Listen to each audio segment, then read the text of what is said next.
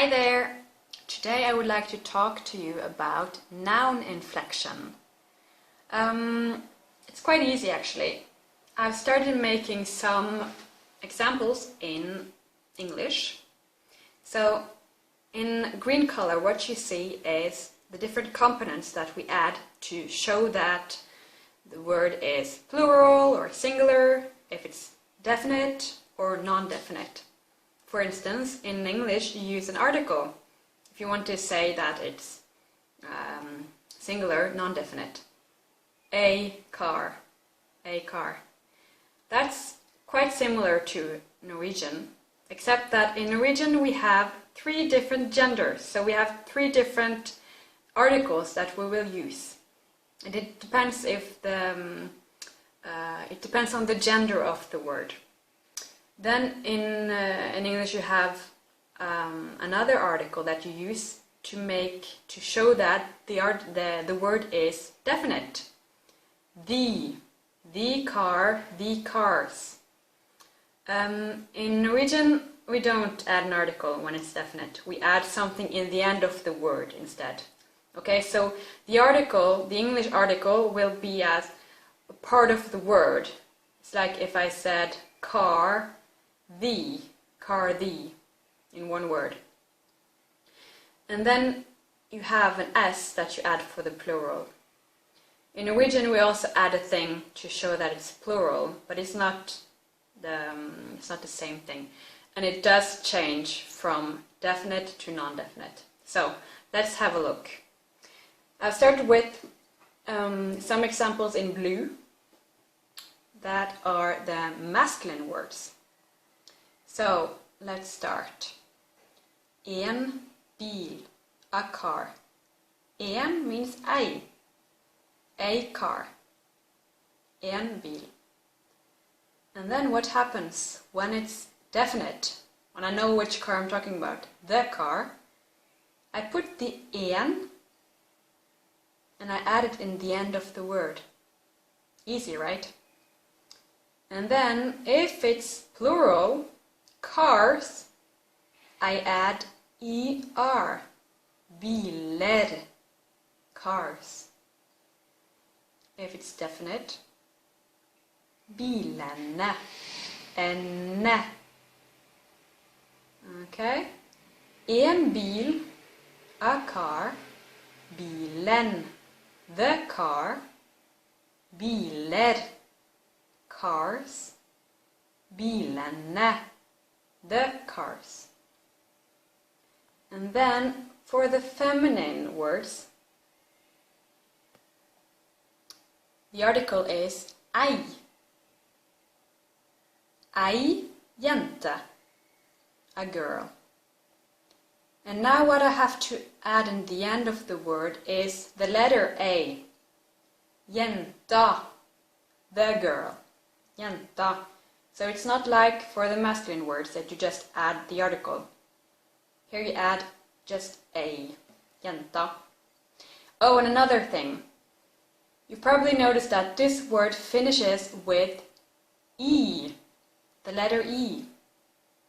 Now what you have to do here is that you take away, to find the stem of the word, take away the E, and then you add the ending that you need. Doesn't matter if it's masculine or feminine or neutral, you always take away the E and then you add the ending that you need. Okay? Yeah, and if it's plural, you see there it's the same thing. For the plural, the endings are the same for masculine, feminine and neutral. So it's quite easy. What you have to focus on when you learn this is singular. Okay, because there's some changes there. So, jenter, jentene, biler, bilene. Same thing. And then you have neutral in green. Et vindu. Et vindu, a window. Oh, and by the way, all of these means a and one. So if I say et vindu, it can mean a window or one window. It's the same thing. Ei jente, a girl, one girl. En bil, a car, one car. Same thing. So, ett vindu. And as for the masculine, you add the article in the end of the word, but the pronunciation is not the same. You don't pronounce the T. You say vindue.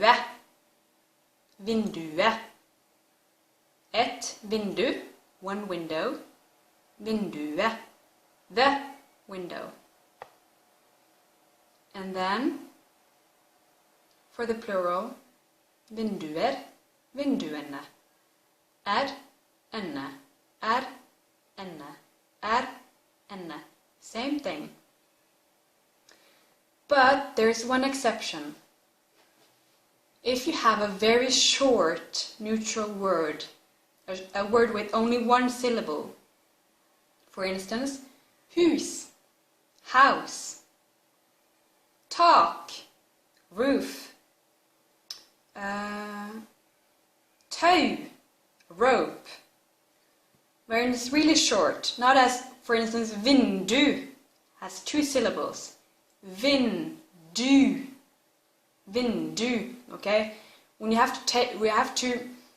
you stop your breath 2 times. No, you stop your breath 1 time, then you have 2 syllables.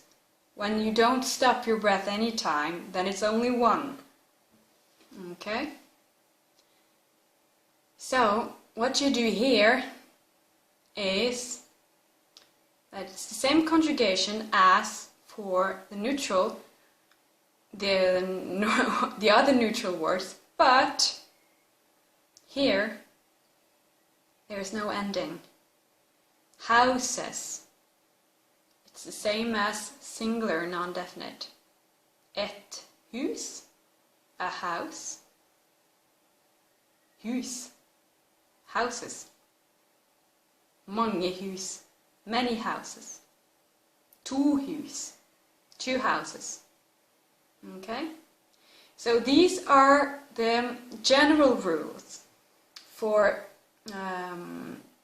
non-irregular nouns. There are a lot of nouns that are different from these, but these are the general rules that you can follow if you have a regular noun. So what you have to remember here is the ending of the feminine words, which is different from the article. And you also you need to remember that short neutral words with only 1 syllable have no ending when it's plural, non-definite. Okay? Another thing is that in some dialects the feminine doesn't exist. For instance, in my dialect it doesn't exist. So I use masculine instead. I would say en jente, jenter, jenten. En jente, jenten, jenter, jentene. Okay, so I conjugate it as if it was masculine. And you have the choice to do that or not. It depends on where you live, of course. Choose whatever is right for your dialect. And yeah, if you want to make it easier for you, then you can also choose not to use the feminine, because that way you will have there will be more chance that when you meet a new word it will be masculine, because there will be more masculine words than neutral words. Okay? Plus the conjugation of masculine is easier than feminine. So I hope this video was useful for you. If you liked it, please show it, and if you have any questions or comments, leave them in the comment field below. Vi snackes!